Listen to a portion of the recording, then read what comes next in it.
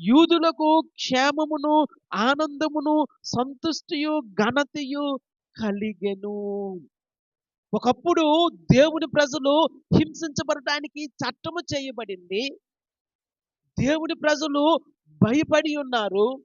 అయితే ఇప్పుడు వారి యొక్క పరిస్థితి మార్చబడింది గనుక వారికి అనుకూలముగా మరొక చట్టము చేయబడింది గనుక యూదులందరూ చేరి తమ్మును తాము కాపాడుకోవచ్చు అనేటువంటి ఒక భరోసా ఇవ్వబడింది గనుక, ఒక చట్టం ఇవ్వబడింది గనుక వారందరూ దేవుని యందు సంతోషిస్తూ ఉన్నారు. యూదులకు క్షేమమును, ఆనందమును, సంతుష్టియు, ఘనతయు కలిగెను.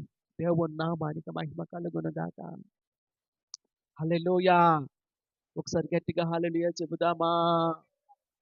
యూదులకు క్షేమము, సంతోషము,